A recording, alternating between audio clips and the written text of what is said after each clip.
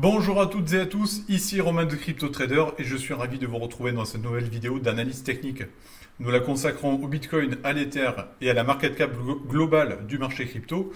On fait le point sur les différents changements que nous avons eu depuis la semaine dernière et nous avons eu des changements malheureusement à la baisse. Je vous propose de plonger dans tout cela et c'est tout de suite.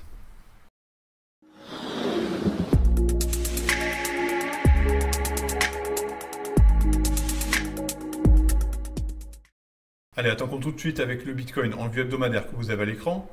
Donc la semaine dernière a été une seconde semaine de vague baissière, comme on peut le voir ici, avec un retest de la trendline.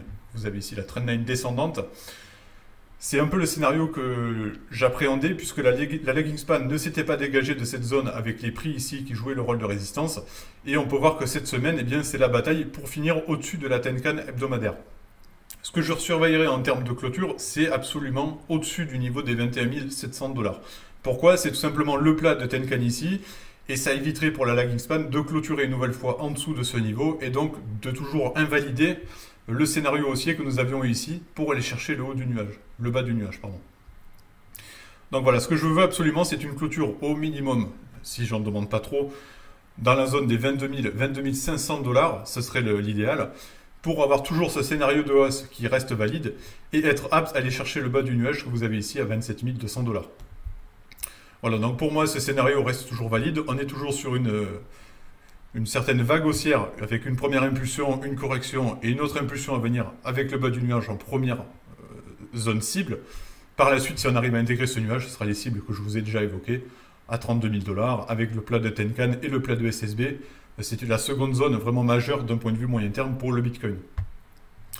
Le support, si vraiment on n'arrive toujours pas à maintenir cette zone de prix, ce sera toujours cette Kijun hebdomadaire que vous avez ici à 20 400 $. C'est la zone de dernier recours, comme je vous l'ai dit la semaine dernière. C'est la zone à absolument surveiller si le Bitcoin enfonce encore plus ces zones de prix cette semaine.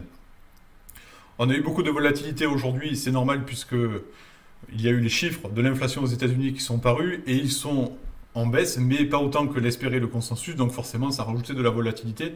Pour l'instant, on reste quand même optimiste, mais attention toutefois avec une nouvelle vague baissière qui pourrait survenir, notamment à travers des prises de bénéfices ou encore des opérateurs qui restent quand même frileux vis-à-vis des prochaines semaines.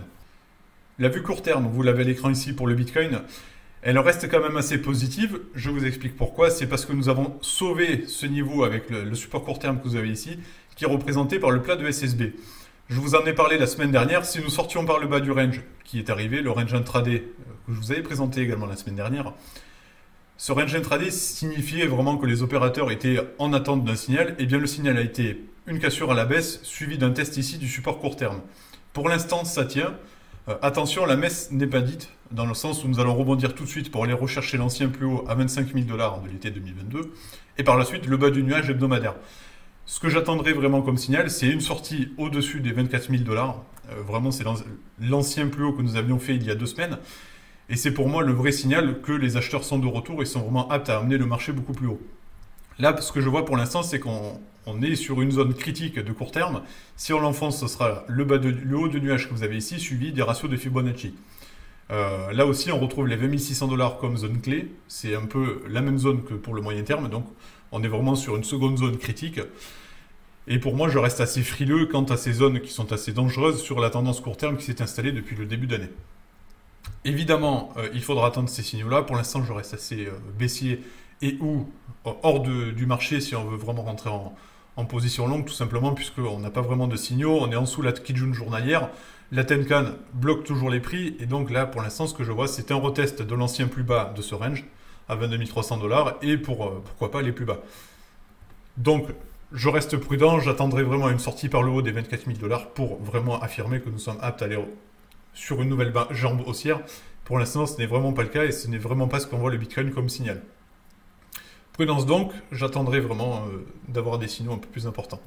Notez le MACD pour terminer qui commence lui aussi à se rétrécir avec notamment sa moyenne mobile qui commence à rejoindre l'autre moyenne mobile. Donc, je propose d'attendre au moins cette semaine pour voir ce que va donner le marché. Allez, zoom sur l'Ether que vous avez en vue hebdomadaire. L'Ether, eh bien, je reprends un peu les termes de la semaine dernière. On est toujours bloqué dans ce range. Ça a marché parfaitement parce que maintenant, on est en train de retracer. Pourquoi pas aller chercher le ratio de Fibonacci ici et le bas du range, vraiment, en termes de dernier recours. On a été bloqué par cette résistance de moyen terme à 1700 $. Ça, c'est véridique. Pour l'instant, ça ne passe toujours pas. L'Ether est vraiment bloqué dans cette zone. Une cassure de ce niveau serait vraiment clé. Et à mon avis, ce serait un véritable retournement d'un point de vue court terme, mais aussi moyen terme, puisqu'on pourrait, à mon avis, on trouverait la force de rentrer dans le nuage. Tout simplement, puisqu'on a eu plusieurs tests. On a même eu plusieurs jours de tests sur ce niveau-là et ça n'a pas lâché. Donc c'est un signe que les vendeurs sont vraiment présents sur ce niveau, attendent ce niveau-là pour prendre des positions short. Pour l'instant, on n'a pas vraiment de solution qui se dessine pour l'Ether, il faut juste attendre aussi. On peut voir en termes de support qu'il nous reste le plat de Tenkan ici à 1420 $, mais derrière c'est tout droit jusqu'aux 1200 $. Donc attention, là vraiment on est sur une zone assez critique pour l'Ether. Le scénario de range reste valide tant qu'on ne casse pas les 1700 $ et ou les 1000 $ si vraiment ça empire. Prudence donc pour l'Ether sur le moyen terme, j'attendrai vraiment cette confirmation. Allez, zoom sur la vue journalière pour l'Ether que vous avez ici. Ce dernier s'en sort quand même plutôt bien puisque nous avons le ratio de Fibonacci ici. Donc c'est un peu le même scénario que pour le Bitcoin, sauf que là, le ratio de Fibonacci a permis de sauver un peu les meubles dans le sens où les 61,8% ont permis de rebondir. Pour l'instant, donc cette zone support est toujours valide. Je note les 1484 $ comme support de court terme actuel. On peut la coupler avec le plat de SSB ici, donc qui confirme vraiment cette zone assez importante. Là aussi, j'attendrai vraiment une sortie par le haut au-dessus de la Kijun journalière pour vraiment être apte à avoir un nouveau test de cette résistance de moyen terme et pourquoi pas enfin une cassure. La cassure viendra tout simplement de l'ensemble des opérateurs et d'une plus grande confiance vis-à-vis du marché des cryptos qui, à mon sens, est un peu fébrile, un peu plus fragile ces derniers jours et ces dernières semaines, comme on a pu le voir notamment avec des scénarios de range qui commencent à vraiment beaucoup plus durer, des prises de bénéfices qui commencent maintenant à se mettre en place. Attention toutefois, attendez vraiment le scénario de cassure haussière pour confirmer que les acheteurs sont de retour. Allez, pour terminer, la market cap globale du marché crypto.